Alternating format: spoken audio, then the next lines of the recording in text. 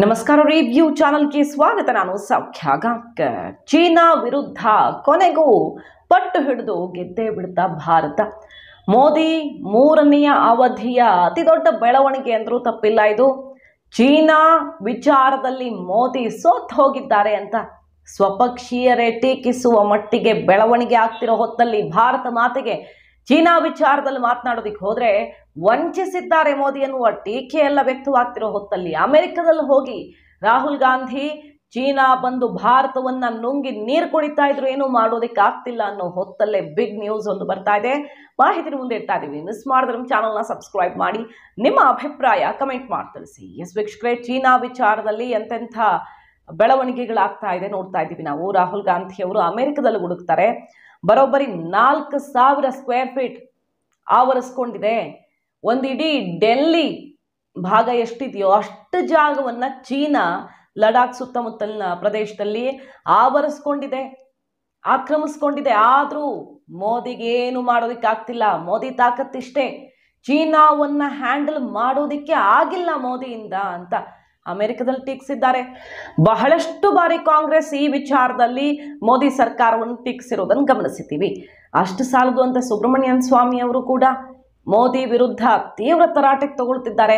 China ವಿಚಾರದಲ್ಲಿ ಮೋದಿ ಭಾರತ ಮಾತೆಗೆ ದ್ರೋಹ ಬಗೆದಿದ್ದಾರೆ ಅಂತ ಮೊನ್ನೆ ಅಷ್ಟೇ ಅಟ್ಯಾಕ್ ಮಾಡಿದ್ರು. ಮತ್ತೆ ದೇಶವಾಸಿಗಳಿಗೆ ಎಂಥ ಸುಳ್ಳು ಹೇಳ್ತಾ ಇದೆ ಈ ಸರ್ಕಾರ ಅಂತ ಸುಬ್ರಮಣಿಯನ್ ಸ್ವಾಮಿ ಅವರೇ ಚಾಟಿ ಬೀಸಿ ಮೋದಿ ಅತಿ ದೊಡ್ಡ ದ್ರೋಹ ಮಾಡ್ತಿದ್ದಾರೆ ಅಂತೆಲ್ಲ ಕಿಡಿನುಡಿಗಳನ್ನಾಡಿದ್ರು ಮೊನ್ನೆ ಅಷ್ಟೇ ಗಮನಿಸಿದ್ದೀವಿ.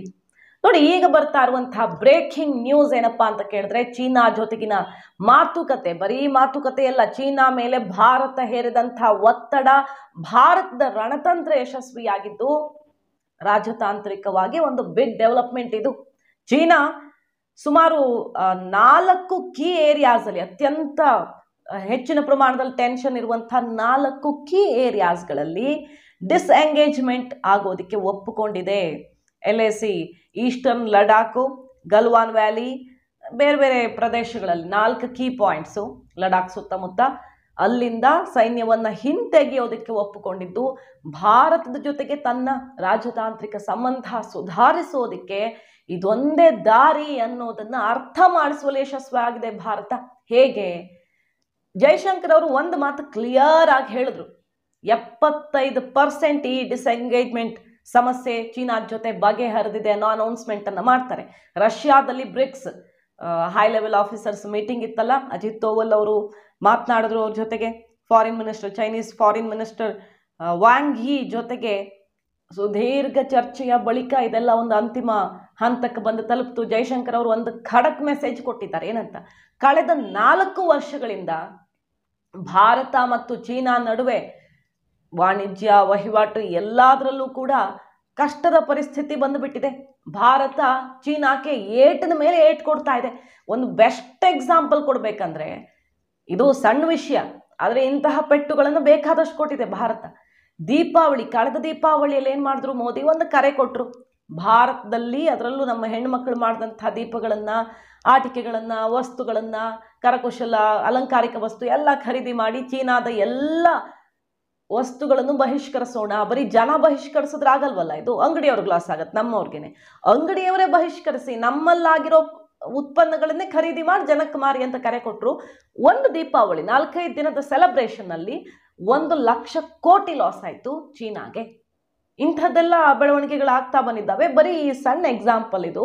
ವ್ಯಾಪಾರ ವಹಿವಾಟು ಕೂಡ ಫ್ರೀಸ್ ಮಾಡಿಬಿಟ್ಟಿದ್ದೀವಿ. ಅದು ಸರಿ ಆಗಬೇಕಂದ್ರೆ ಶಾಂತಿ ಸುವ್ಯವಸ್ಥೆ ಕಾಪಾಡಿಕೊಳ್ಳುವಲ್ಲಿ, ಗಡಿಯಲ್ಲಿ ವ್ಯವಸ್ಥೆ ಸರಿ ಮಾಡಿಕೊಳ್ಳುವಲ್ಲಿ ಚೀನಾ ಯೋಚಿಸಬೇಕು ಅನ್ನೋ ಅತ್ಯಂತ ಕಠಿಣ ಸಂದೇಶವನ್ನು ಕೊಡಲಾಗಿತ್ತು. ಅದೀಗ ವರ್ಕೌಟ್ ಆಗ್ತಿದೆ. ಯಾಕಂದರೆ ಕನ್ಸ್ಯೂಮರ್ ಮಾರ್ಕೆಟ್ ಭಾರತದಷ್ಟು ದೊಡ್ಡದು, ಚೀನಾಗೆಲ್ಲ ಸಿಗತ್ತೆ. ಚೀನಾಗೆ ಎಂಥ ಹೊಡೆತ ಬಿತ್ತು ಅಂದರೆ ಈ ವಿಚಾರದಲ್ಲಿ. ಮೊದಲೇ ಚೀನಾದಲ್ಲಿ ಆರ್ಥಿಕತೆಯನ್ನು ಹೇಳ್ಕೊಳ್ಳುವಷ್ಟು ಚೆನ್ನಾಗಿಲ್ಲ. ಭಾರತ ದಿನೇ ದಿನೇ ಚೀನಾ GDP ಅಂತ ಕಂಪೇರ್ ಮಾಡೋದಕ್ಕೆ ಹೋದ್ರೆ ಮುಂದಿದ್ರೂ ಭಾರತದ ಗ್ರೋತ್ ರೇಟ್ ಜಾಸ್ತಿ ಇದೆ, ಬೆಳವಣಿಗೆಯ ದರ, ನಮ್ಮ ವೇಗ ಜಾಸ್ತಿ ಇದೆ. ಹಾಗಾಗಿ ಇಲ್ಲಿ ಇನ್ವೆಸ್ಟ್ಮೆಂಟು, ಬಂಡವಾಳ ಹೂಡಿಕೆ ಎಲ್ಲ ದಿನೇ ದಿನೇ ಚೆನ್ನಾಗಾಗ್ತಿದೆ. ಜಾಗತಿಕವಾಗಿ ಭಾರತ ಸೂಪರ್ ಪವರ್ ಆಗುವಂಥ ಹೆಜ್ಜೆ ಇಡ್ತಾ ಇದೆ. ಇತ್ತೀಚಿನ ದಿನಗಳಲ್ಲಿ ಚೀನಾಗೆ ನಿರ್ಬಂಧ ಹೇರಬೇಕಾಗತ್ತೆ ಅನ್ನೋ ಅತ್ಯಂತ ಕಠಿಣ ಮೆಸೇಜನ್ನು ಕೊಡ್ತಾ ಆ ನಿಟ್ಟಿನಲ್ಲಿ ಕ್ರಮಗಳನ್ನು ತಗೊಳ್ತಾ ಹೋದರು. ಅಲ್ಲಿಂದ ಎಲೆಕ್ಟ್ರಿಕಲ್ ವೆಹಿಕಲ್ಸ್ ಮಾಡೋದಕ್ಕೆ ಅಂತ ಕಂಪನಿಗಳು ಬಂದರೆ ಬೇಕಾಗಿಲ್ಲ ಅಂತ ಸೆಡ್ ಹೊಡೆದಿದ್ದಾಯಿತು, ಸುಮಾರು ಪೆಟ್ಟು ಕೊಟ್ಟಿದ್ದಾಗಿದೆ. ಈಗ ನೋಡಿ ಮೊನ್ನೆ ಅಷ್ಟೇ ಚೀನಾ ಇನ್ವೆಸ್ಟ್ಮೆಂಟ್ಗೆ ಸ್ವಲ್ಪ ಸಡಿಲಿಸಿದ್ರು ನಿಯಮವನ್ನು. ಆಯಿತು ಬನ್ನಿ ಅಂತ ಒಂದು ಹೆಜ್ಜೆ ಬಿಟ್ಟಿದ್ದಾಯಿತು. ಚೀನಾಗೆ ಈಗ ಅರ್ಥ ಆಗಿದೆ ಏನಾಗುತ್ತೆ ಭಾರತದಂಥ ಒಂದು ಮಾರ್ಕೆಟನ್ನು ಕಳ್ಕೊಂಡ್ರೆ ಅಂತ.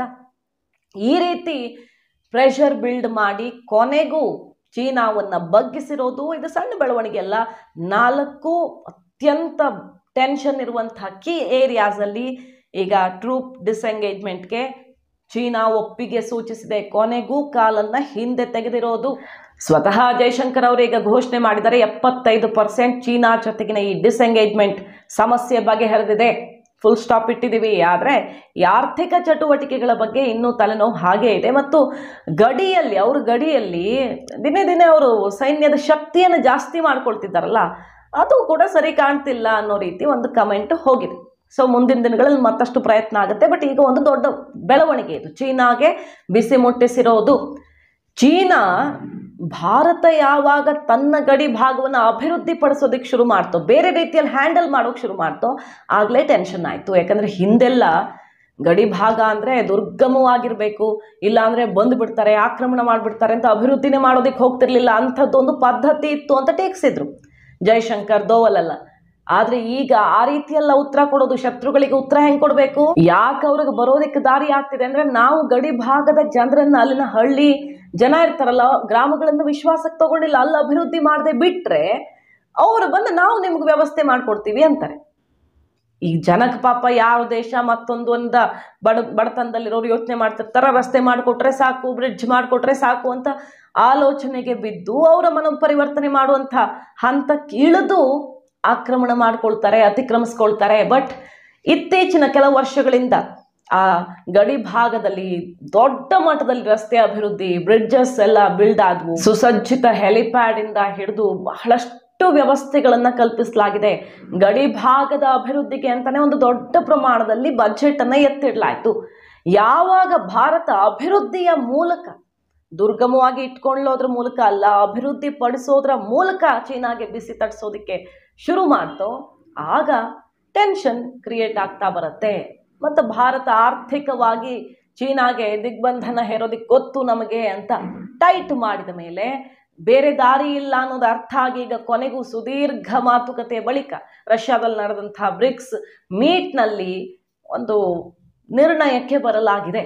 4 ಅತ್ಯಂತ ಪ್ರಮುಖ ಕೀ ಏರಿಯಾಸ್ಗಳು ಇಲ್ಲಿಂದ ಟ್ರೂಪ್ ಡಿಸ್ಎಂಗೇಜ್ಮೆಂಟ್ಗೆ ಚೀನಾ ಕೊನೆಗೂ ಒಪ್ಪಿರೋದು ಅತ್ಯಂತ ಮಹತ್ವದ್ದು. ಮುಂದಿನ ದಿನಗಳಲ್ಲಿ ಇದೆಲ್ಲ ಇದೇ ರೀತಿಯಲ್ಲಿ ಸಾಗಿದ್ರೆ ಭಾರತ ಮತ್ತೆ ಆರ್ಥಿಕ ಚಟುವಟಿಕೆಗಳನ್ನು ಚೀನಾ ಜೊತೆ ಆರಂಭ ಮಾಡುತ್ತೆ, ಇಲ್ಲ ಅಂದರೆ ಇಲ್ಲ ಅನ್ನೋ ಮೆಸೇಜ್, ಕ್ಲಿಯರ್ ಕಟ್ ಮೆಸೇಜನ್ನು ಕೊಟ್ಟಿರೋದು. ಮಾಹಿತಿ ನಿಮ್ಗೆ ಇಷ್ಟ ಆಗಿದ್ರೆ ಮಿಸ್ ಮಾಡಿದೆ ನಮ್ಮ ಚಾನಲ್ನ ಸಬ್ಸ್ಕ್ರೈಬ್ ಮಾಡಿ, ನಿಮ್ಮ ಅಭಿಪ್ರಾಯ ಕಮೆಂಟ್ ಮಾಡಿ ತಿಳಿಸಿ. Thank you.